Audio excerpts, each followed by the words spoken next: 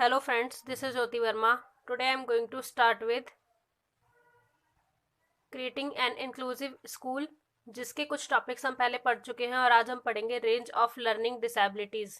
मतलब अधिगम या असमर्थता, अक्षमता की विभिन्नताएं। मतलब अधिगम में असमर्थता यानी डिसेबिलिटी की विभिन्नताएं, मतलब अधिगम, इसके अंदर किस प्रकार से हम इस टॉपिक को आगे पढ़ेंगे कि जो अधिगम है, लर्निंग है, सीखना या किसी चीज को याद करना। स्कूल में जैसे हम जाते हैं या कोई बच्चा है वो स्कूल में जाता है तो वो किस लिए जाता है? कुछ नई चीजों को सीखने के लिए, कुछ याद करने के लिए, कुछ नए ऐसे सब्जेक्ट्स पढ़ने के लिए जो उसको जिस चीज का ज्ञान नहीं होता वो चीजें सीखने के लिए जाता है। तो इन चीजों में अगर उसको असमर्थता आ रही है, अगर कोई डिसेबिलिटी है, तो उसमें क्या क्या भिन्नताएं हैं, किस किस प्रकार की डिसेबिलिटीज उसमें होती हैं।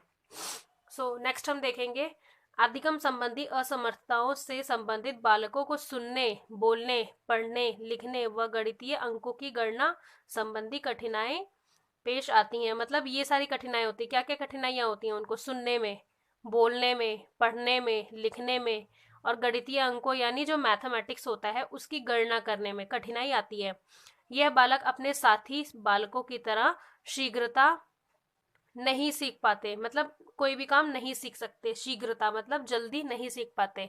जो नॉर्मल बच्चे होते हैं उनके लेवल पे ये बच्चे नहीं पढ़ पाते। जो किसी भी प्रकार से डिसेबल होते हैं उनको किसी ना किसी चीज में असमर्थता आती ही आती है, बाधा आती ही आती है। मतलब या तो वो सुनने में उसको कोई दिक्कत होगी, या तो वो बिल्कुल नहीं सुन पाता होगा, या कुछ मतलब एक तरीके से कोई पास दूर से बोल रहा है तो उसको उतना ज्यादा इफेक्ट नहीं पड़ रहा उस चीज का, लेकिन पास आके अगर वो थोड़ा ज्यादा तेज बोल रहा है तो उसको सुनाई दे रहा है, या बोलने में हकला के बोल रहा है, या बिल्कुल नहीं बोल पा रहा है, पढ़ने में उसको दिक्कत आ रही है, उसकी आंखों की कोई दिक्कत हो सकती है, लिखने में उसको प्रॉब्लम आ रही है, हाथ की कोई प्रॉब्लम हो सकती है उसकी। और अगर मानसिक लेवल पे है तो वो गणितीय अंकों की गणना नहीं कर पाएगा। मतलब अगर वो मानसिक लेवल से उसका आईक्यू कम है तो वो गणितीय अंकों की गणना नहीं कर पाएगा।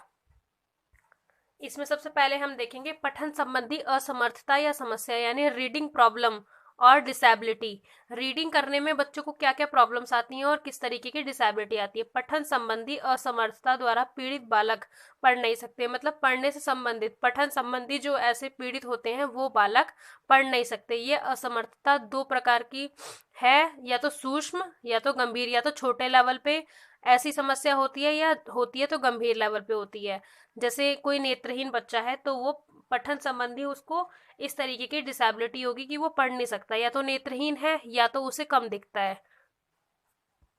सेकंड हम देखेंगे लेखन संबंधी बाधिता यानी राइटिंग डिसेबिलिटी। लिखने में असमर्थ है अगर कोई, लेखन संबंधी बाधिता से ग्रस्त बालकों को लेखन में बाधा होती है। मतलब लिखने में उनको बाधा उत्पन्न होती है, असमर्थता होती है। यह स्थिति कम व गंभीर मात्रा में हो सकती है। या तो वो कम मात्रा में हो सकती है या गंभीर मात्रा में। कम पीड़ित बालक को साफ नहीं दिखता। मतलब जो कम होते हैं इस चीज में, मतलब उनकी जो बाधिता है वो कम है तो उनको साफ नहीं दिखता, साफ लिखते भी नहीं है ये।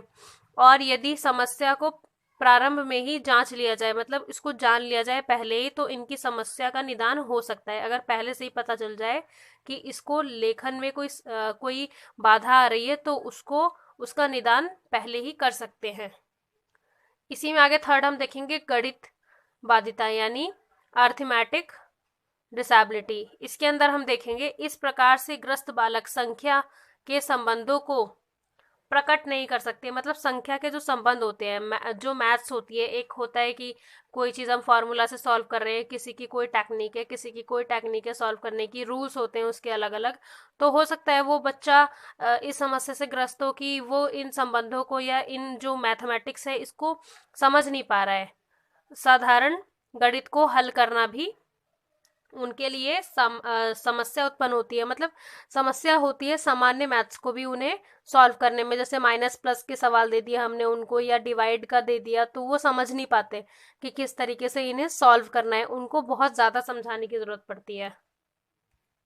नेक्स्ट हम देखेंगे फोर्थ, जिसमें है वर्तनी संबंधी बाधिता यानी स्पेलिंग डिसेबिलिटी। इसके अंदर क्या है? असमर्थ बालक शब्द जोड़ लेखन का कार्य सही प्रकार से नहीं कर सकता। मतलब शब्दों को जोड़ने का कार्य, स्पेलिंग को पढ़ने का कार्य ठीक से नहीं कर सकता।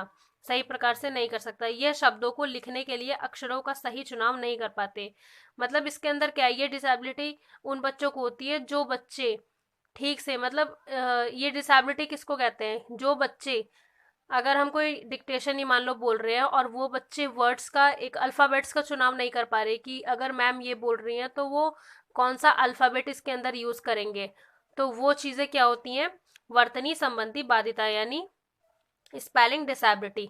इसी में नेक्स्ट हम देखेंगे फिफ्थ, जिसमें है संचार संबंधी बाधिता यानी कम्युनिकेट डिसेबिलिटी। इसके अंदर क्या है, इस तरह से ग्रस्त बालकों को बोलना या पढ़कर अपने विचारों का संचार करना कठिन लगता है। मतलब या तो वो बोलकर या पढ़कर, इन दोनों तरीकों से ही संचार करना उन्हें कठिन लगता है। जो बच्चे संचार संबंधी बाधिता से ग्रस्त होते हैं वो इन चीजों को नहीं कर पाते ठीक से। मानसिक मंदित बालक लिखने व बोलने में बाधा अनुभव करते हैं। मतलब उनका जो एक्सपीरियंस है वो बहुत ही खराब एक्सपीरियंस होता है एक तरीके से, कि वो कम्युनिकेट करने में डिसेबल होते हैं।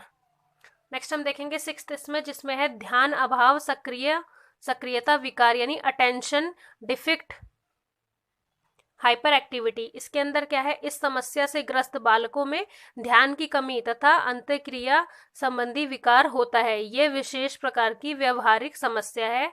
ये एक ऐसी व्यवहारिक समस्या है, ऐसे बालकों में ध्यान केंद्रित करने की कमी होती है। मतलब ध्यान का अभाव होता है, वो अटेंशन क्रिएट नहीं कर पाते क्लास में, उनका दिमाग इधर उधर रहता है। मतलब जो चीज मैम पढ़ा रही है उस चीज पे वो ध्यान, मतलब कॉन्सेंट्रेट नहीं कर पाते।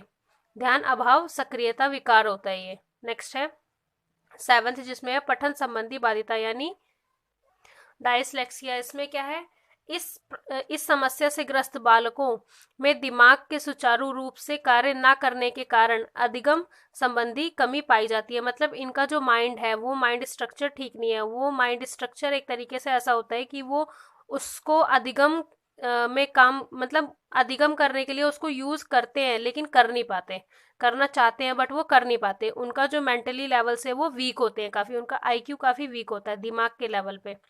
इन बालकों को अक्षर की पहचान करने में और उन्हें रखने व जोड़ने में कठिनाई होती है। मतलब वो याद भी नहीं कर पाते, उसको पहचान भी नहीं पाते और वो जोड़ने में उनको कठिनाई होती है।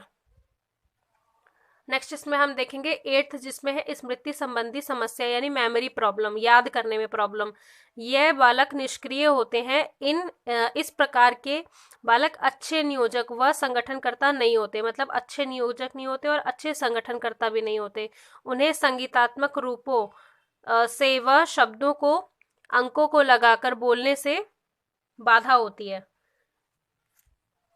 इसी में नेक्स्ट है नाइन्थ हमारा, जिसमें है ज्ञानात्मक योग्यता यानी कॉग्निटिव डिसेबिलिटी यानी संज्ञानात्मक रूप से, मानसिक रूप से एक तरीके से। इसके अंदर क्या है, ऐसे बालक साधारण या साधारण से अधिक बौद्धिकता रखते हैं, या तो साधारण रखते हैं साधारण से अधिक बौद्धिकता रखते हैं, परंतु उनमें विशेष ज्ञान चिंतन या मनोवैज्ञानिक प्रक्रिया संबंधी समस्याएं होती है। मतलब उनके अंदर चिंतन की, ज्ञान चिंतन की और एक तरीके से साइकोलॉजिकल प्रक्रिया से रिलेटेड समस्याएं होती हैं इनके अंदर।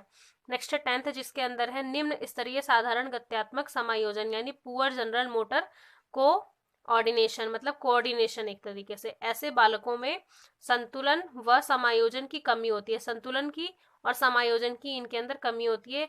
यह हस्त कार्य, मतलब हाथों के कार्य करने योग्य नहीं होते तथा कई बार यह हाथ पैर दोनों का एक साथ प्रयोग करने में सक्षम नहीं होते। सो फ्रेंड्स, आज हमने पढ़ा रेंज ऑफ लर्निंग डिसेबिलिटी, मतलब अधिगम असमर्था क्षमता की विभिन्नताएं। तो आज का ये टॉपिक हमारा यहीं खत्म होता है। Thank you so much for watching this video. मेरे चैनल को लाइक करें, सब्सक्राइब करें, कमेंट करें एंड शेयर करें। Please share this video in your educational groups and with your classmates. और अगर आपको इस टॉपिक से या किसी भी टॉपिक से रिलेटेड कोई भी प्रॉब्लम है, कुछ भी आपको कोई कंटेंट कहीं से नहीं मिल रहा है, सर्च करने में कोई प्रॉब्लम हो रही है, तो आप उसको कमेंट सेक्शन में कमेंट कर सकते हैं। मैं आपको मटेरियल प्रोवाइड कराने की पूरी कोशिश करूंगी।